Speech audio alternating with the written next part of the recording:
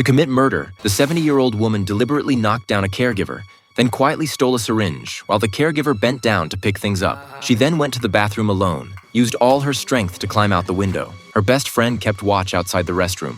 Although Lisa was paralyzed in both legs, her arm strength was incredibly powerful. Today, she had specifically worn a floral dress that blended perfectly with the vines on the wall. Even though it was only a few meters away, the gardener trimming the lawn didn't notice her presence. Soon, Lisa had climbed to the 3rd floor, her ex-boyfriend Jimmy's room. She then pulled out the syringe filled with poison and injected him. Since Jimmy had heart disease, they had bought some castor beans in advance and prepared them into a toxic solution that could trigger a heart attack. No one would ever think this was murder. With Jimmy's last breath, Lisa removed his health bracelet and switched it with her own. Every elderly resident in the nursing home wore a health bracelet that would automatically sound an alarm if someone's heartbeat stopped. However, Lisa didn't want everything about her monitored, so she had never charged her bracelet. Now wearing Jimmy's bracelet, her vital signs became Jimmy's vital signs. Besides the two of them, no one knew Jimmy was actually already dead. But next, they needed to lead people to discover Jimmy's death. That afternoon, the nursing home organized a trip to the zoo for the residents. Lisa and her best friend used being allergic to monkey fur as an excuse and quietly slipped away to a secluded place. Her friend then gave Lisa an electric shock, simulating the appearance of a heart attack.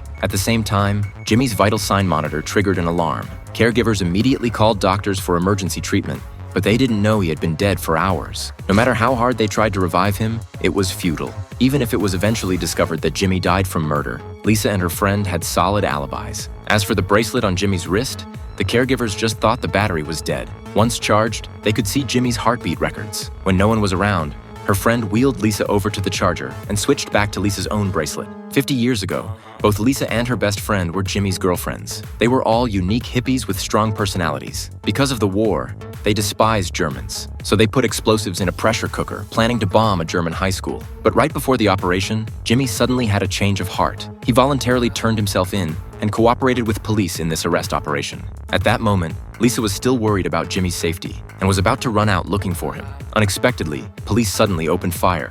Lisa was shot in the waist and became paralyzed from the waist down, confined to a wheelchair.